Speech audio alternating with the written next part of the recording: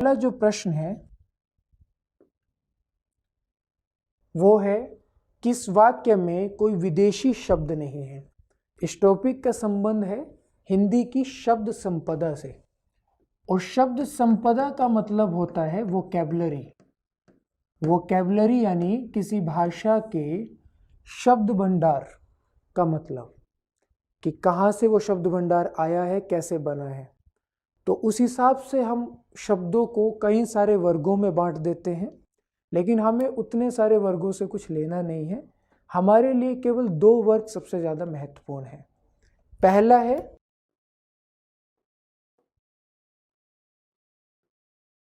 कि खुद से शब्दों का निर्माण करना, इसे कहते हैं रचना या गठन या बनावट के आधार पर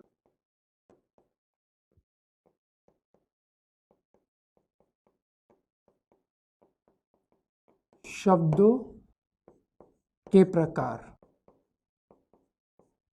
अब आपके पास अगर कोई चीज़ नहीं है, मान लीजिए आपका खाना खाने का मन है, तो आपके पास दो विकल्प हैं। या तो आप अपनी रसोई में जाइए और खुद खाना पकाइए और खाइए, और मान लीजिए अगर आप खुद खाना नहीं बनाते हैं तो आपके पास क्या विकल्प है, आप स्विगी या जोमेटो से मंगवाइए, या पड़ोस में कोई अगर आपका संबंधी रहता हो उससे खाना लेने जाइए। तो भाषा में भी जो शब्द होते हैं वो इन्हीं दो ढंग से आते हैं।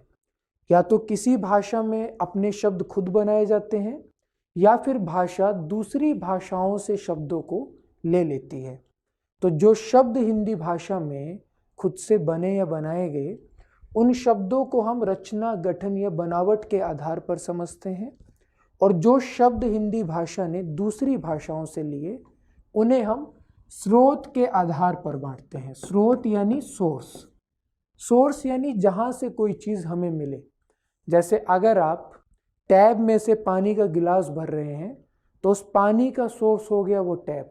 जैसे मैं बोल रहा हूँ तो मेरे बोलने का सोर्स हो गया, मतलब जहाँ से पढ़कर मैं बोल रहा हूँ। इसी तरह आप जहाँ से भी किसी भी चीज़ को प्राप्त करते हैं, मान लीजिए आपने खेत से आलू लिए, तो वो खेत क्या हो गए, उस आलू के स्रोत। तो स्रोत के आधार पर शब्दों के प्रकार।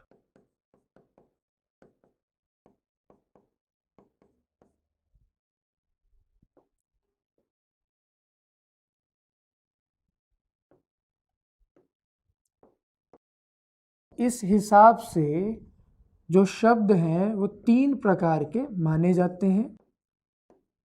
पहले रूढ़, दूसरे यौगिक, और तीसरे योग रूढ़। और स्रोत के आधार पर हम मुख्यतः चार प्रकार के शब्द मानते हैं, और कुछ विद्वान एक पांचवें प्रकार के शब्द को मानने के भी समर्थक हैं। ये चार क्या क्या हैं? अब हिंदी जो भाषा है ना, उसने अगर सबसे ज़्यादा कहीं से शब्द लिए हैं तो वो है संस्कृत भाषा, क्योंकि हमारी सबसे प्राचीन भाषा संस्कृत भाषा है। तो ऐसे शब्द जो संस्कृत से सीधे हिंदी भाषा में आ गए, उन्हें हम कहते हैं तत्सम शब्द। तत् यानी उसके, सम यानी समान, यानी उसके समान, हूबहू उसी रूप में। जैसे रात्रि, रात्रि शब्द संस्कृत का शब्द है जो हिंदी में भी उसी रूप में प्रयुक्त होता है। जैसे कर्म या सूर्य। और दूसरे प्रकार के शब्द होते हैं तद्भव। तद्भव कैसे बना? तद्भव, भव यानी जन्मा, तद यानी उससे, तो तत् जमा भव यानी उससे जन्मे। तो जो आए तो संस्कृत से है, लेकिन आने की प्रक्रिया में उनका रूप थोड़ा सा बदल गया, उन्हें हम तद्भव शब्द कहते हैं। जैसे रात्रि हिंदी में आते आते रात हो गया, कर्म हिंदी में आते आते काम हो गया। तीसरे देशज शब्द, जिनकी उत्पत्ति का स्रोत हमें नहीं पता है, हमें नहीं पता कि शब्द कहाँ से आए, और जिनका संबंध हमारी देशी भाषाओं से हो, जैसे हमारी बोलियों से, हमारे देहाती जीवन से जो शब्द आए, जैसे गड़बड़, ठसाठस, ये सारे शब्द जो हैं जो ध्वन्यात्मक होते हैं, ये सारे शब्द होते हैं आपके देशज। इडली, डोसा, उड़द, ये सब। और विदेशज या जिन्हें हम आगत भी कहते हैं, ये वो शब्द हैं जो विदेशी भाषाओं से हिंदी में आए हैं, चाहे उसमें अरबी के शब्द हों, फारसी के हो, पुर्तगाली के हो, फ्रेंच के हो, स्पेनिश के हो, इटालियन के हो। जैसे रॉकेट जो शब्द है वो इटालियन शब्द है, आलू जो शब्द है वो पुर्तगाली शब्द है, कुर्ता जो है वो आपका फारसी का शब्द है, कमीज पुर्तगाली शब्द है, तौलिया पुर्तगाली शब्द है, सिगरेट, सिगार, ये सब स्पेनिश शब्द हैं। तो इन भाषाओं से आदमी, औरत अरबी शब्द हैं।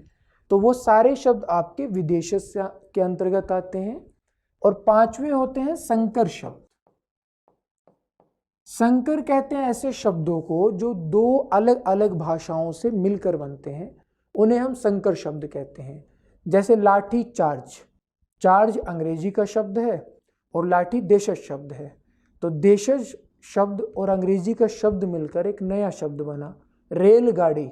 रेल अंग्रेजी का शब्द है, गाड़ी देशज शब्द है। तो इसी तरह आपके बहुत सारे शब्द ऐसे होते हैं भाषा में जो दो अलग अलग भाषाओं से मिलकर बन जाते हैं।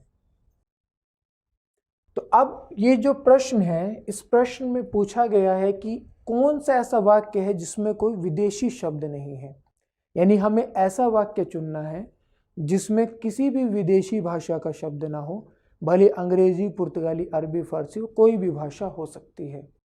घंटा बजा तब तक मैं स्कूल पहुंच चुका था। स्कूल आपका अंग्रेजी भाषा का शब्द है, यानी ये विकल्प इसका नहीं हो सकता। कक्षाध्यापक संस्कृत पढ़ा रहे थे, इसमें कोई भी विदेशी शब्द नहीं है। उसे रेलवे स्टेशन, अंग्रेजी, मेरी बस यात्रा बहुत सुविधाजनक रही। तो इस प्रश्न का सही उत्तर होगा बी, कक्षाध्यापक संस्कृत पढ़ा।